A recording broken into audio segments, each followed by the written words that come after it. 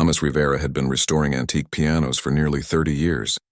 His workshop in downtown Philadelphia smelled of wood polish and old varnish, a scent he'd grown to love over the decades. At 62, he thought he'd seen every type of piano imaginable. Baby grands from the 1920s, uprights from forgotten European makers, even a square piano from the 1850s. But nothing could have prepared him for the phone call he received on that chilly Tuesday morning in October. "Mr. Rivera, this is Bill Peterson from Davidson Demolition Company," the voice on the other end said. "We've got a situation here and your name came up. We're clearing out this old Victorian mansion on Walnut Street, and there's a piano here, a big one. Beautiful, actually, even under all the dust. The owner said we could sell it before we tear the place down, and someone mentioned you might be interested." Thomas had learned long ago that most pianos in abandoned buildings weren't worth the trouble of moving them. Water damage, broken strings, cracked soundboards, but something in the caller's voice made him curious. 20 minutes later, he was driving his van through the narrow streets of old Philadelphia, past row houses and corner stores until he reached a wrought iron gate hanging loose on its hinges. The mansion stood like a ghost from another era, 3 stories of red brick and white trim, with tall windows that once must have let in floods of light. Now most of those windows were boarded up, and ivy crawled up the walls like nature trying to reclaim what humans had forgotten. A demolition crew was loading debris into a large dumpster, and Bill, a stocky man in a hard hat, waved him over. "It's in the back room. What used to be the parlor or music room, I guess," Bill said, leading Thomas through a creaking front door. "Be careful of the floorboards. Some of them are pretty rotted." They walked through rooms stripped of their former glory, wallpaper peeled in long strips revealing older patterns beneath. A crystal chandelier lay shattered on the floor, catching the light that filtered through the dirty windows. Then they entered what Bill had called the music room, and Thomas stopped in his tracks. Even covered in years of dust and neglect, the grand piano was magnificent. It sat in the center of the room like a sleeping giant, its mahogany case still gleaming faintly where the dust hadn't completely hidden it. Thomas approached slowly, the way you might approach something sacred. He ran his hand along the fallboard, wiping away decades of grime, and revealed the gold lettering. "Steinway & Sons, New York. Late 1800s, I'd guess," Thomas murmured to himself. "Maybe 1890s. Bill watched as Thomas pulled a small flashlight from his toolkit and began his examination. The keys were yellowed but intact. The strings looked surprisingly good, though they'd need replacing. But it was the woodwork that truly amazed him. Someone had loved this piano once. Really loved it. The attention to detail in the carved legs, the way the music desk was decorated with delicate inlays. It all spoke of care and pride. Thomas carefully opened the lid, propping it up with the stick. He shined his flashlight inside, checking for cracks in the soundboard, looking for signs of water damage or insect infestation. The piano had been lucky. The room had stayed relatively dry, and the sealed case had protected it from the worst of time's ravages. Then he noticed something odd. When he tapped the soundboard gently, it made a hollow sound in one area, different from the rest. He leaned in closer, angling his flashlight deeper into the interior. Something was wedged behind the strings, pressed against the soundboard. Papers, maybe? His heart began to beat faster. "Bill, do you have any idea who lived here?" Thomas asked, not taking his eyes off the piano. "The Hartwell family, I think. Place has been empty for about 15 years, though. The last heir died without any kids, and it's been tied up in a state court forever. That's why we're finally demolishing it." Thomas barely heard him. He was thinking about how to extract whatever was hidden inside without damaging it or the piano. "I'll take it," he said. "How much?" Bill named a price that was more than fair, probably just happy to have one less thing to demolish. They arranged for Thomas to bring a proper piano-moving crew the next day. But Thomas couldn't leave without at least trying to see what was hidden inside. "Mind if I take a few more minutes to examine it?" he asked. "Take your time. We're working on the upper floors today anyway." Alone in the music room, Thomas carefully removed his tools from his bag. He had long, thin pieces of wood he used for delicate work, along with soft cloths and brushes. Working slowly, he managed to ease one corner of what appeared to be sheet music out from behind the strings. The paper was yellowed with age, but surprisingly intact. His hands trembled slightly as he pulled it free. It was handwritten music. Not printed, but composed by hand in elegant flowing script. The notes marched across the staff lines in confident patterns, with dynamic markings and expression indicators written in a beautiful cursive. At the top of the first page, in that same elegant hand, was written, Nocturne in D minor, Opus 7. Thomas sat down on the dusty floor, his flashlight propped against his knee, and studied the music. He'd seen thousands of pieces of sheet music in his career, but this felt different. The composition was complex, sophisticated, unlike the simple parlor songs popular in the Victorian era. This was serious music, written by someone who understood composition at a deep level. At the bottom of the page, almost too faint to read, was a signature, E. Hartwell, 1923. And beneath that, in smaller letters, For my dearest Adelaide. Thomas felt a chill run down his spine that had nothing to do with the cold air in the abandoned mansion. He shined his light back into the piano and could see there were more pages, maybe a dozen or more, all carefully tucked away behind the strings. Someone had hidden these here deliberately, pressed them into a space where they would be protected by the piano's case, preserved in the dry darkness. But why? Why would someone hide original compositions inside a piano? And who was E. Hartwell? The name on the house, the composer of this beautiful music, and someone who had apparently disappeared from history entirely? Thomas carefully placed the single page into a protective folder he always carried for documenting old instruments. Tomorrow he would move the piano to his workshop. Tomorrow he would carefully extract all the hidden manuscripts. But tonight, sitting on the floor of this forgotten music room, he had the overwhelming feeling that he'd stumbled onto something important, something that had been waiting nearly a century to be found. The afternoon light was fading, casting long shadows through the dirty windows. Thomas stood up, his knees protesting slightly, and took one last look at the piano. Whatever story it held, whatever mystery these hidden compositions represented, he was determined to uncover it. Some things he thought aren't meant to stay buried forever. The piano sat in Thomas's workshop like a time capsule waiting to be opened. It had taken 4 men and a specialized dolly to get it up the loading dock and through the wide doors, but now it rested safely in the center of his workspace, surrounded by tools and half-restored instruments that suddenly seemed far less interesting. Thomas had barely slept the night before. His mind kept returning to that single page of music, to the signature at the bottom, to the questions that multiplied with each passing hour. He'd arrived at the workshop before dawn, coffee in hand, ready to carefully extract the rest of the hidden manuscripts. The process took nearly 3 hours. Each page had to be coaxed out gently, checked for brittleness, and placed between sheets of acid-free paper. By mid-morning, Thomas had recovered 14 complete compositions. Nocturnes, preludes, a sonata, even what appeared to be the beginning of a concerto, all of them signed by E. Hartwell, all dated between 1921 and 1923. He spread them across his largest workbench, arranging them by date.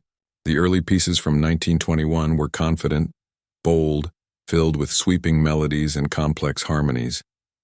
But as he moved through 1922 and into 1923, something changed. The music became more introspective, almost haunting. The final piece, dated March 1923, was titled simply Adelaide's Lullaby. The notes seemed to drip with sadness, yet there was beauty in every measure. Thomas picked up his phone and called his old friend Robert Chen, a music historian at the University of Pennsylvania. They'd known each other for 20 years, ever since Robert had hired Thomas to restore the department's collection of historical keyboards. "Robert, I need your help with something unusual," Thomas said when his friend answered. "Have you ever heard of a composer named E. Hartwell? Active in the early 1920s. There was a pause on the other end. "Hartwell? No, doesn't ring a bell. Why?" Thomas explained the discovery, trying to keep the excitement out of his voice but failing miserably.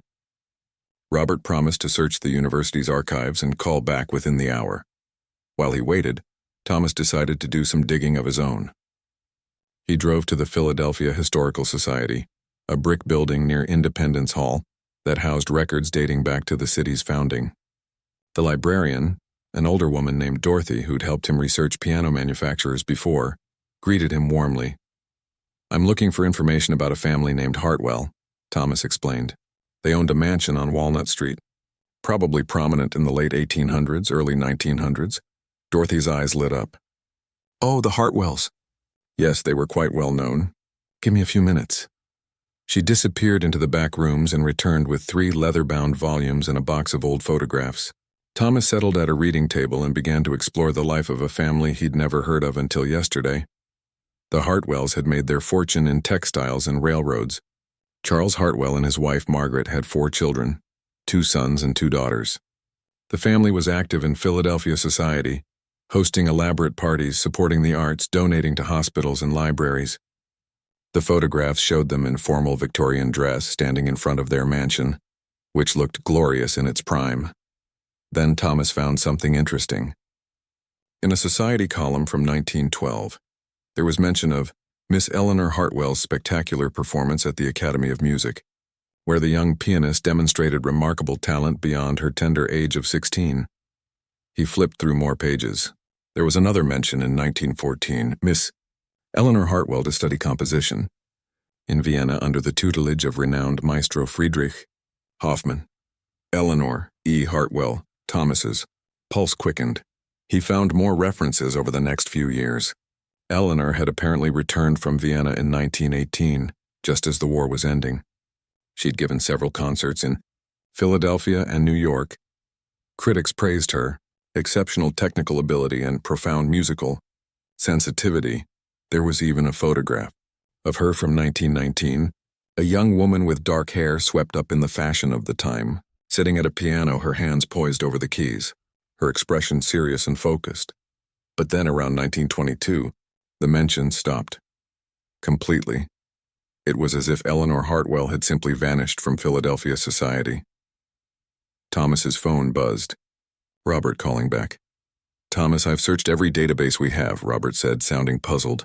"There's no E. Hartwell in any composer registry, no published works, no recordings, nothing. It's like this person never existed in the professional music world. But here's what's really strange. I found a reference to Eleanor Hartwell in a private letter collection.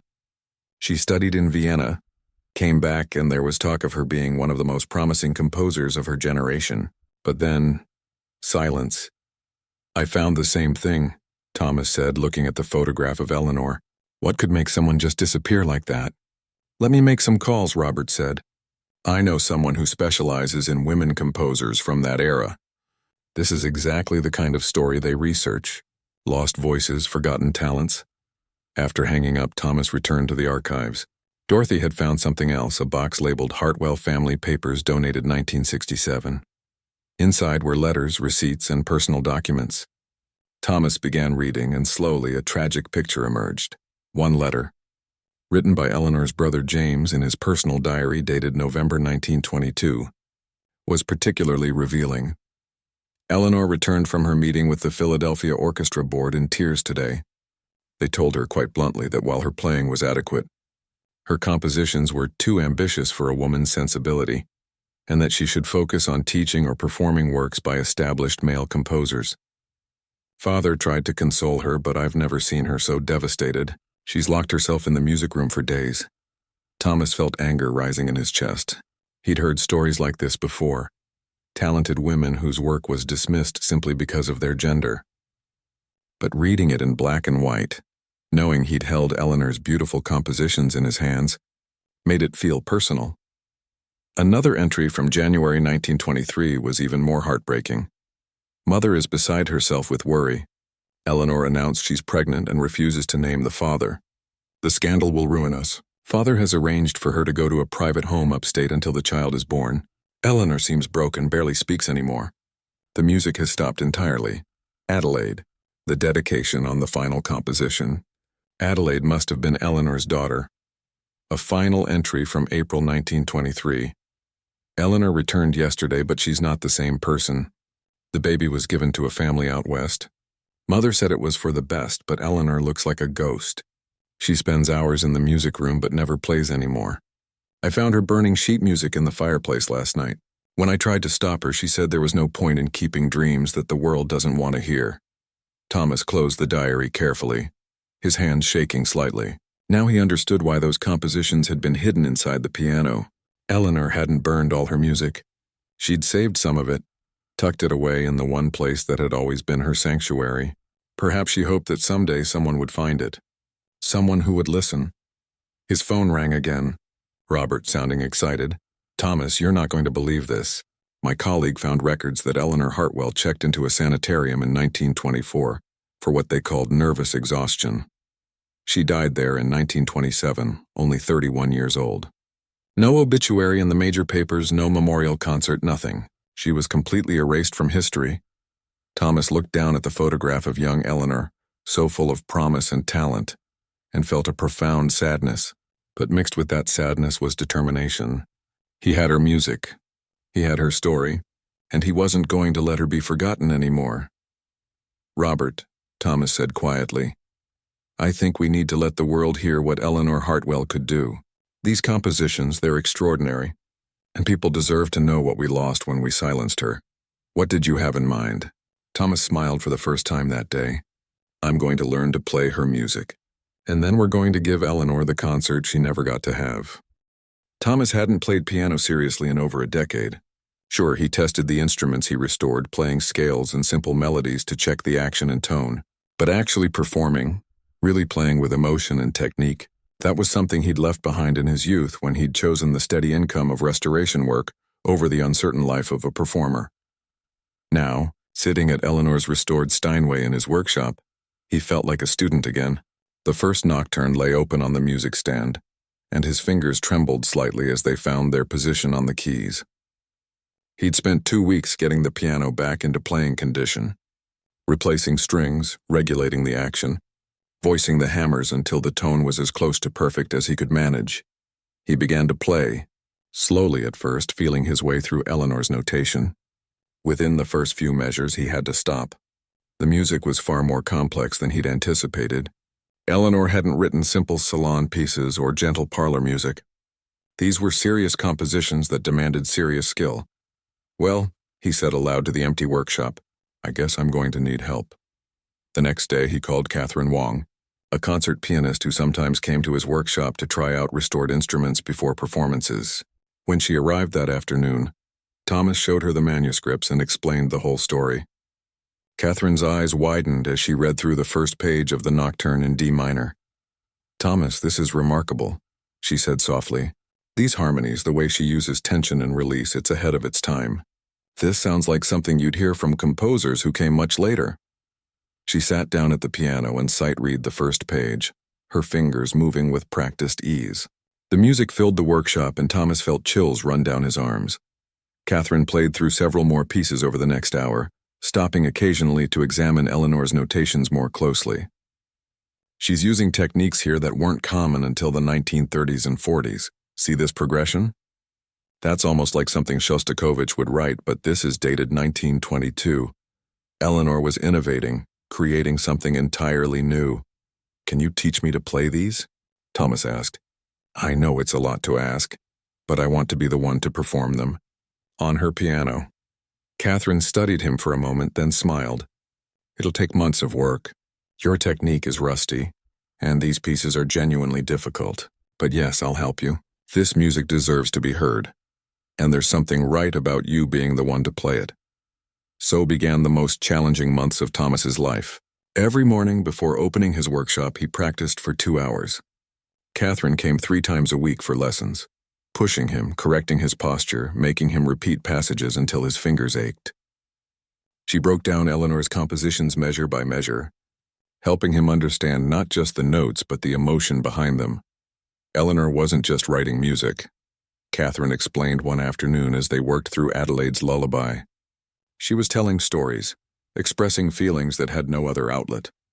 "This lullaby, it's not happy. Listen to these minor chords underneath the melody. She's writing about loss, about loving someone she can't have. This is a mother's grief."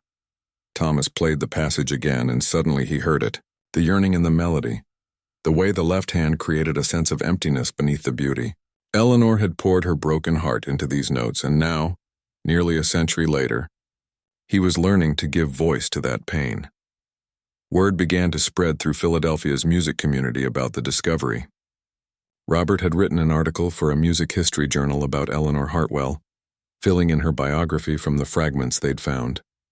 Other researchers started digging through archives, finding more pieces of her story. A graduate student at Juilliard discovered a review of one of Eleanor's Vienna performances, where the critic had written, Miss Hartwell possesses not only technical brilliance but a composer's mind that may someday rival the great masters. Local newspapers picked up the story. A reporter from the Philadelphia Inquirer came to interview Thomas, photographing him at Eleanor's piano with the manuscript spread across the music rack. The headline read, "Lost Genius, the Forgotten Composer Hidden in a Piano for 100 Years." The article went viral online. Suddenly, Thomas's phone wouldn't stop ringing. Music historians wanted to examine the manuscripts. Universities requested copies for their archives. Record labels asked if Catherine would record the pieces professionally. The classical music world, it seemed, was fascinated by Eleanor's story and hungry to hear her music. But Thomas held firm to his original plan. He would be the one to premiere Eleanor's compositions, and he would do it in Philadelphia, her hometown that had rejected her so cruelly. 6 months after finding the manuscripts, Thomas felt ready. His fingers had remembered skills he thought were long lost. He could play all 14 pieces by memory now, understanding each one intimately. Catherine declared him prepared, though she warned him that performing in front of an audience would be different from practicing alone. Robert helped arrange for a concert at the Kimmel Center, Philadelphia's premier venue for classical music. They called it Eleanor's Voice, the lost music of Eleanor Hartwell. Thomas insisted they keep ticket prices low. "This isn't about making money," he told the venue director. "It's about Eleanor finally being heard." The concert sold out within days. They had to add a second performance to meet demand. Local news stations ran features about the discovery, interviewing Thomas and showing footage of him practicing at the restored Steinway. Eleanor's photograph from 1919 appeared in dozens of articles and social media posts, her serious face staring out at a world that was finally ready to listen. In the weeks before the concert, Thomas experienced moments of paralyzing doubt. Late one night in his workshop, he sat at the piano unable to play, overwhelmed by the responsibility he'd taken on. What if he couldn't do justice to Eleanor's music? What if his playing wasn't good enough to show the world her true genius? He looked at Eleanor's photograph, which he'd propped up on the piano. That young woman with her whole future ahead of her, not knowing that the world would dismiss her work, take her child and drive her to an early grave. She'd hidden her music in this piano, perhaps hoping, perhaps just unable to completely destroy what she'd created. "I'll do my best," Thomas said quietly to the photograph. "I promise you, Eleanor, I'll do my best." The night before the concert, Thomas stayed late in his workshop. He played through all 14 pieces one final time, not practicing anymore, just playing. The music flowed from his fingers, and he could almost feel Eleanor's presence in the room, in the piano that had been her confidant and protector. When he finished Adelaide's Lullaby, the final piece he would perform, Thomas sat in silence for a long moment. Tomorrow night, Eleanor Hartwell would finally have her concert. 100 years late, but it would happen. Her voice would be heard. He carefully closed the piano lid, turned off the lights, and went home to try to sleep. Tomorrow would be the most important performance of his life. Not for him, but for a woman who had been silenced, forgotten, and erased. Tomorrow, Thomas would give Eleanor back her place in history. The workshop was quiet, but if walls could remember, these walls held the echo of Eleanor's music, waiting patiently through the decades for someone to listen, someone to care, someone to finally say, "Your voice matters, your music matters, you matter." The morning of the concert, Thomas woke up at 5 in the morning with his heart pounding. He'd barely slept, his mind racing through every passage, every transition, every delicate moment in Eleanor's compositions. He made coffee with shaking hands and sat at his kitchen table, watching the sun rise over Philadelphia. By noon, he was at the Kimmel Center, supervising the careful placement of Eleanor's Steinway on stage. The piano movers treated it like fragile glass, knowing the story behind it, understanding that this wasn't just any instrument. Thomas stood in the wings, watching them position it perfectly under the stage lights. The piano gleamed, its restoration complete, looking as magnificent as it must have looked in the Hartwell mansion over a century ago. Catherine arrived mid-afternoon to check on him. "How are you feeling?" she asked, though his pale face probably answered that question. "Terrified," Thomas admitted. "What if I mess up? What if I can't convey what Eleanor meant in this music?" Catherine squeezed his shoulder. "Thomas, you've lived with these pieces for 6 months. You know them better than anyone alive. Just play from your heart. That's what Eleanor did when she wrote them. That's all anyone can ask. The venue started filling up 2 hours before the performance. Thomas watched from backstage as the seats filled with an unusual mix of people. There were classical music enthusiasts in elegant concert attire, but also curious locals who'd read the newspaper articles. Music students with notebooks, elderly couples holding hands, even families with teenagers who'd seen the story go viral on social media. Robert found Thomas in the green room, pacing nervously. "There are music critics from New York and Boston out there," he said. "Major ones. The Philadelphia Orchestra's conductor is here." "Thomas, people are paying attention." "Real attention?" Thomas nodded, feeling the weight of that attention pressing down on him. His tuxedo felt too tight. His fingers felt cold despite the warm building. He sat at an electric keyboard in the green room and played scales, trying to settle his nerves. At 7:45, the house lights dimmed. The crowd's chatter faded to whispers, then to silence. The stage manager gave Thomas a nod. "You're on in 2 minutes, Mr. Rivera." Thomas walked to the stage entrance and paused, taking deep breaths. Through the curtain, he could hear the absolute quiet of 2,000 people waiting. He thought about Eleanor, about her sitting alone in her music room, her dreams crushed, her child taken away, her music hidden because the world didn't want to hear it. He thought about that young woman in the photograph, so full of promise and talent. "This is for you, Eleanor," he whispered. He walked onto the stage, and the applause that greeted him felt thunderous. The lights were bright, but he could see the first few rows of faces all turned toward him with anticipation. He bowed slightly, then sat at Eleanor's piano, adjusting the bench, letting his hands rest on the keys he knew so well. The audience fell silent again. Thomas closed his eyes for just a moment, finding his center, finding Eleanor's music in his mind and heart. Then he began to play. The first piece was Nocturne in D minor, the one he'd pulled from the piano that first day. His fingers found the keys, and the opening notes filled the concert hall with a haunting beauty that made several people in the audience lean forward in their seats. Thomas poured himself into the music, forgetting the crowd, forgetting his nerves, becoming simply a vessel for Eleanor's voice. The nocturne built to its climax, the melody soaring above complex harmonies, then settled into a gentle conclusion that faded like a whisper. When the last note died away, there was a moment of profound silence before the applause erupted. Thomas looked up, surprised by the intensity of the response.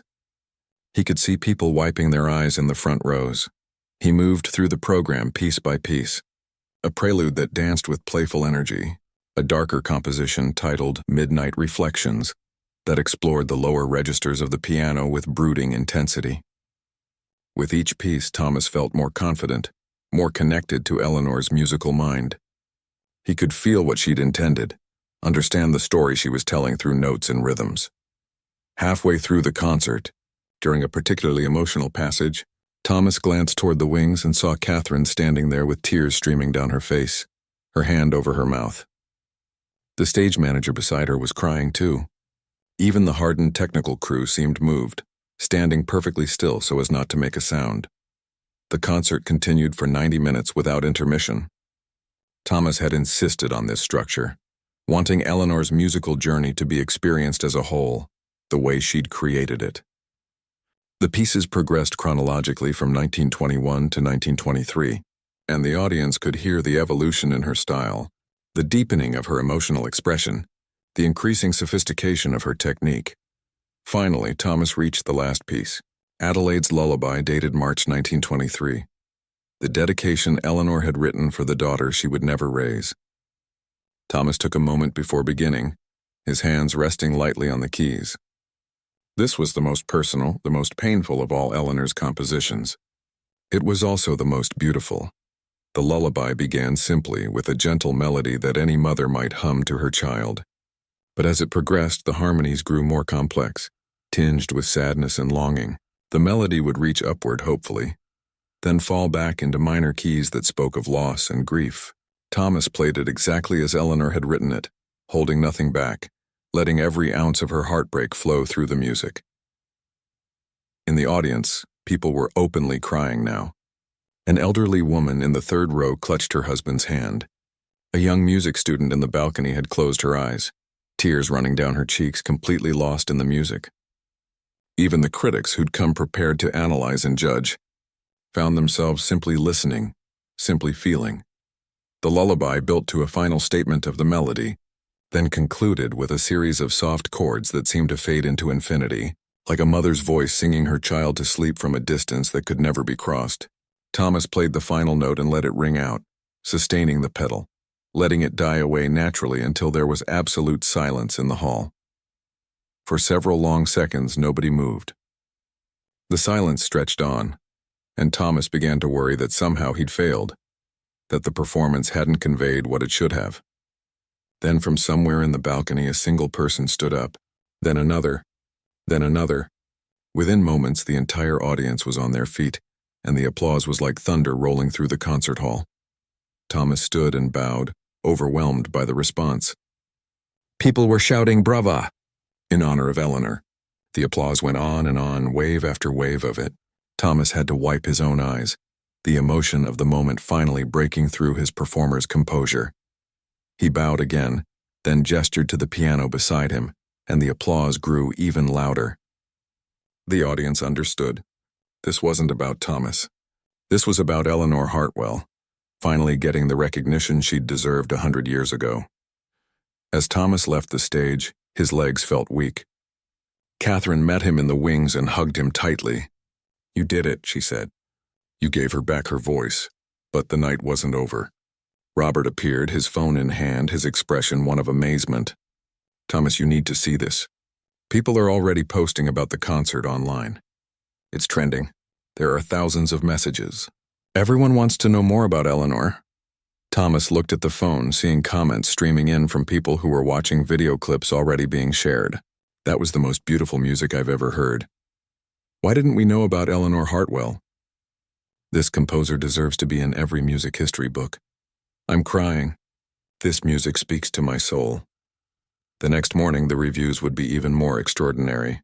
The New York Times critic would write, "Rivera's performance revealed a composer of genuine genius, and raises uncomfortable questions about how many other voices we've lost to history's prejudices." The Boston Globe would call it the most important musical discovery of the decade. But in that moment, backstage at the Kimmel Center, Thomas simply felt grateful that he'd found those manuscripts, that Eleanor had saved her music, that her voice could finally be heard. The morning after the concert, Thomas woke up to his phone buzzing nonstop with notifications. Messages, emails, missed calls. He scrolled through them groggily, still exhausted from the emotional intensity of the previous night. News outlets wanted interviews. Music schools wanted the manuscripts. Recording companies were making offers. But one email made him sit up straight in bed. The subject line read, "About Eleanor Hartwell from her family." Thomas opened it with trembling fingers. The email was from a woman named Claire Peterson, who explained that she'd seen the concert coverage on the news. She wrote, "I think Eleanor Hartwell was my great-great-grandmother. My grandmother used to tell stories about a relative who was a musician, but the family never talked about her much. After seeing the news, I went through some boxes in my attic and found things you need to see. Please contact me." 2 days later, Thomas sat in Claire's living room in a Philadelphia suburb, surrounded by items that made his heart race. Claire had brought out a large trunk that had belonged to her grandmother, Eleanor's daughter Adelaide. "My grandmother died when I was 20, Claire explained, carefully opening the trunk. She was adopted as a baby and never knew her birth mother's identity until she was in her 60s. Someone sent her an anonymous letter with Eleanor's name and some basic facts. But by then, there was so little information available. Eleanor had been completely erased from records. Inside the trunk were treasures beyond anything Thomas could have imagined. Personal letters Eleanor had written to friends in Vienna, talking about her dreams of composing. Photographs of Eleanor at different ages, including several of her performing. A journal where Eleanor had written about her compositions, explaining what inspired each piece. And most importantly, more music. 15 additional compositions that Eleanor had apparently given to a trusted friend before she stopped composing. Thomas handled the journal with extreme care, reading Eleanor's words. In one entry from 1921, she'd written, "They tell me women cannot compose serious music, that our minds are not built for such complexity.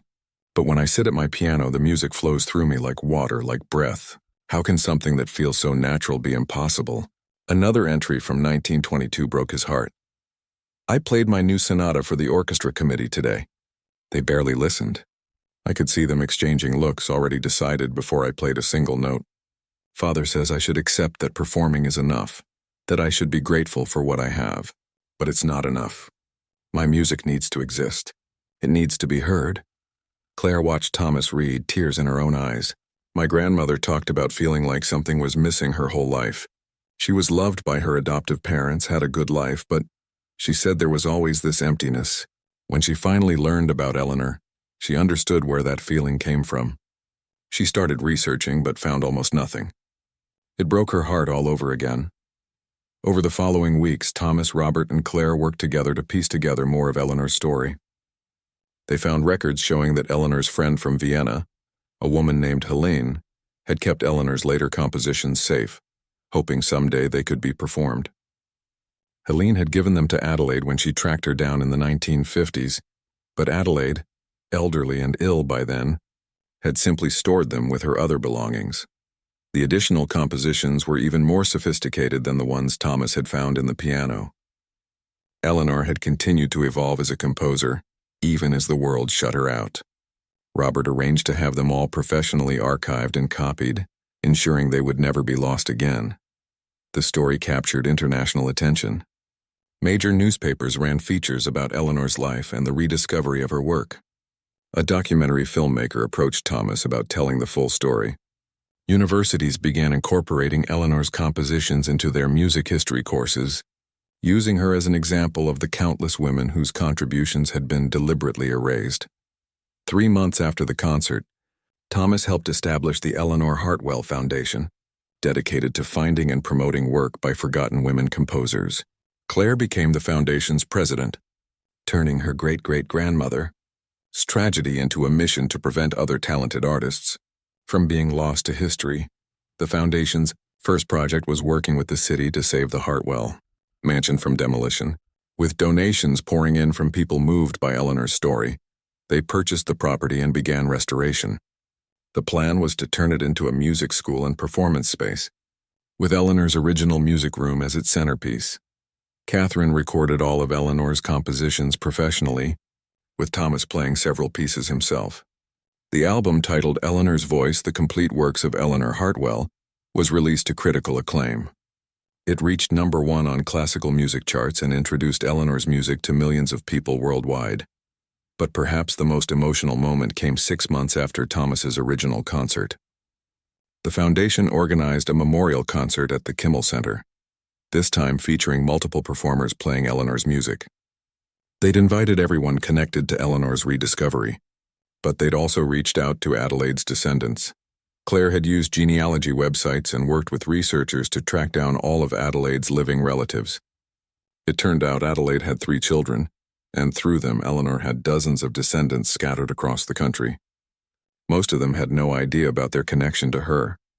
On the night of the memorial concert, 5 generations of Eleanor's family gathered in the concert hall. Thomas watched from backstage as they filed in, young children to elderly great-great-grandchildren, all connected by blood to the woman whose music had been hidden for so long.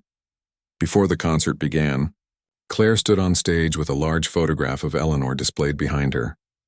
"My great-great-grandmother was told her music didn't matter," Claire said to the packed audience. She was told that women couldn't create serious art, that her dreams were impossible. They took away her child, dismissed her talent, and erased her from history. But they couldn't destroy her music.